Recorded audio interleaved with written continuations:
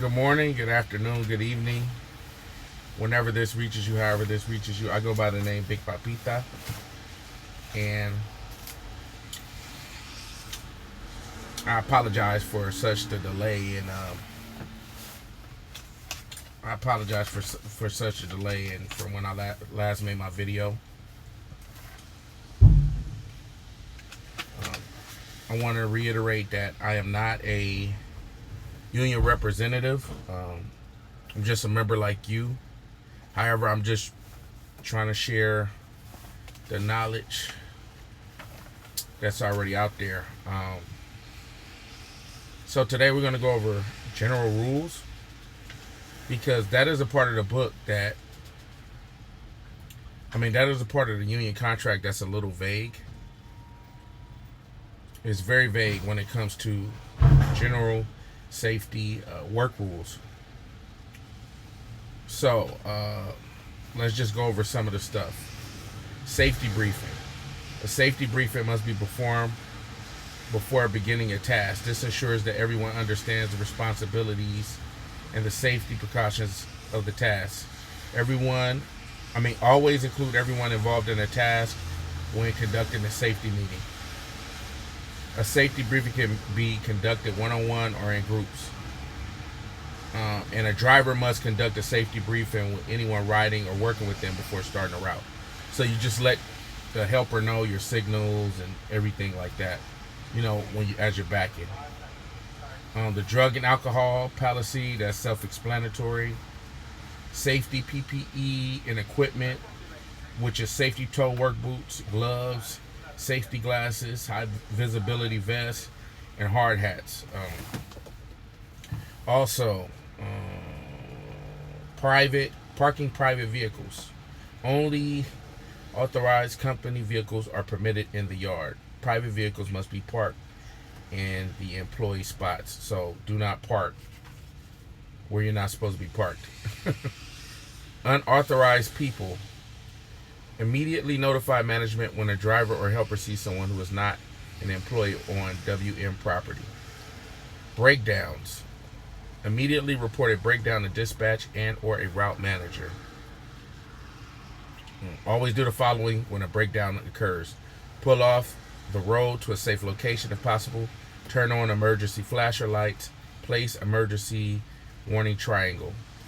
Laws and regulations. Every WM driver must know and obey local, state, and provincial and or federal laws, regulations for operating vehicles. This applies to driving on and off company property. Commercial driver's license. Every employee operating a commercial motor vehicle is required to have a CDL. Authorized and trained. Driver and helper are only to perform those job tasks for which they have been trained and authorized. Seat belts. Anytime the vehicle is in motion. Hoisting roll-off containers. Tractor trailer, which requires the trailer to be raised in order to discharge load. Body styles that are half-packed, which requires the body to be raised to discharge load. So they're saying that you must wear the seat belt at all times. Exception to this policy is one person residential route when the driver is the one servicing customers. Just wear your seat belt. Long story short, maintenance. Only specially trained and authorized employees are allowed to repair equipment. Warning signs. Read and obey all warning signs, labels on equipment and fuel islands. Warning signs. Disposal sites. Never deface or remove warning labels or signs. Report damage and or non-readable label signs on equipment on the daily vehicle inspection report. Horseplay. This is what I told you guys. WM prohibits horseplay, practical jokes while on the job. So be careful. You can't get in trouble for it.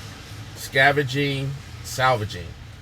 Something else we talked about. They prohibit scavenging, salvaging for any reason at any location, which includes on the route or at the disposal location. Passengers. Employees are not allowed to transport unauthorized passengers in any company-owned vehicle. Unauthorized stops. You must follow the routing sequence. Unauthorized stops are not allowed. Stops that are authorized typically include the following: customer locations, disposal locations, approved break/lunch stops, district parking area. Okay, so there's that. Check with management if there are any questions concerning whether a stop is authorized or unauthorized. Ventilation. Avoid running trucks and other vehicles inside confined areas, which means like a warehouse where everything's shut down or closed. You don't want those vehicle emissions to be harmful, because it says vehicle emissions may be harmful in enclosed environments. Next is a lockout tagout. And you must perform the lockout tagout when performing cleaning tasks, like when you're at the dump and you're trying to clean out behind the blade in a commercial vehicle or whatever vehicle, where you have to get behind the blade in a confined space. Anytime an employee climbs inside, on top of, or under the vehicle.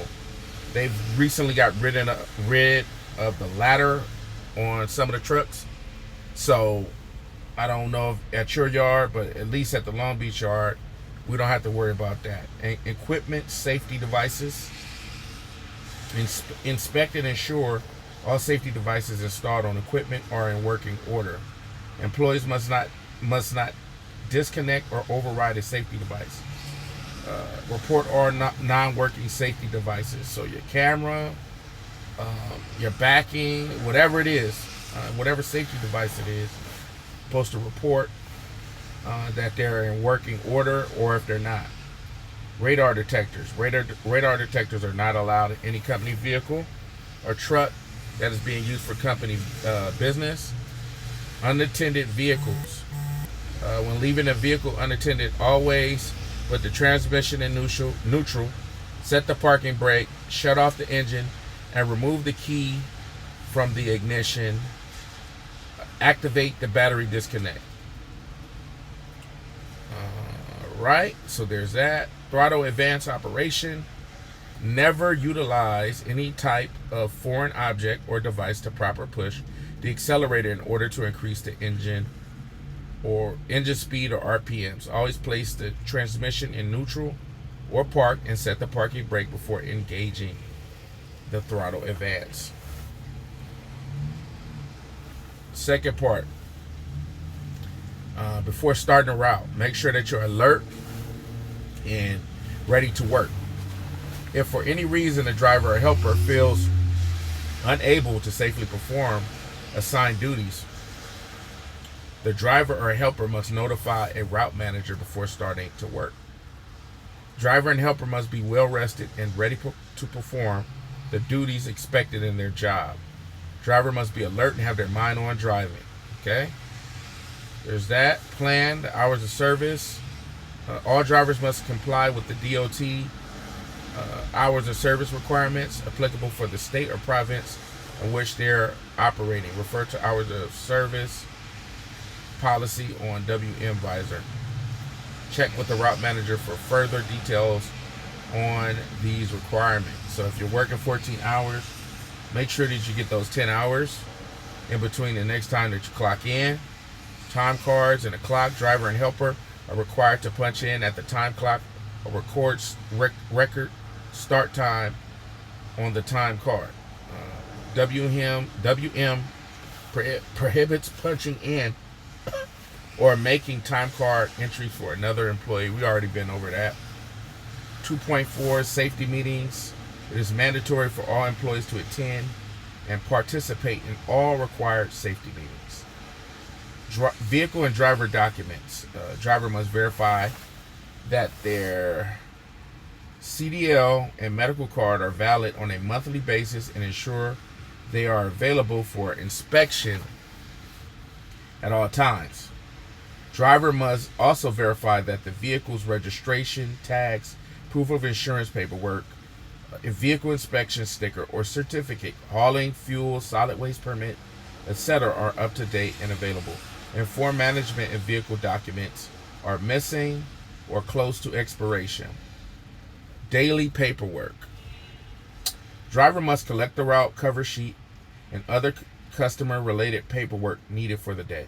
Driver must review and become familiar with the route sheet prior to starting the day's activities because there may have been route changes or last-minute instructions. So this is important.